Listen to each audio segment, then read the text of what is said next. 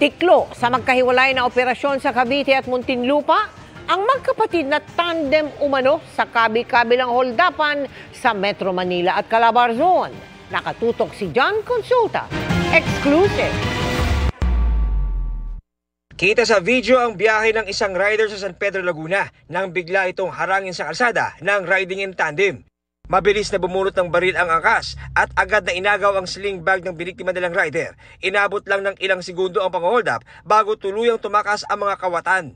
Sa establishmentong ito naman sa Imus, Cavite, inabangan munang dumating ng parehong di motorsiklo mga suspect ang nakamotor na kolektor ng perang ibinabayad sa mga automated payment machine bago sumalakay. Di na makikita ang aktual na pang-hold up pero kita ang pagtakas ng mga suspect na bitbit na ang sling bag ng biktima na puno ng pera. Nahulikam din ang isa pang biniktimang kolektor ng automated payment machines ng mga suspect sa Muntinlupa City. Una inaalam nila yung araw ng pangongolekta and then yung ruta kung saan dadaan itong mga courier na to.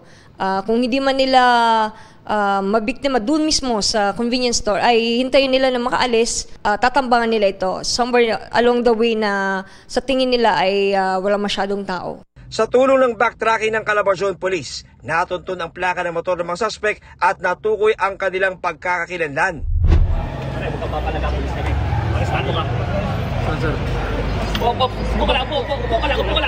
Arestado sa bisa ng warrant sa robbery habang nagsasabong ang 31 anyos na suspect na sinasabing isa sa riding in tandem na nagsasagawa ng serye ng pang-hold up sa Calabarzon at Metro Manila. Naunang naaresto ang kanyang kapatid na suspect din sa isang operasyon sa Muntinlupa sa kahalintulad na kaso. Nandito na tayo sa Vermonts at ito pong isa sa in-expect natin na maaring dadami pa. So pinag-aaralan natin itong mga modus na ito at pinapaigting po ng ating RD, yung mga preventive measures. Wala pang pahayag ang mga suspect na nakakulong ngayon sa Cavite at Muntinlupa City.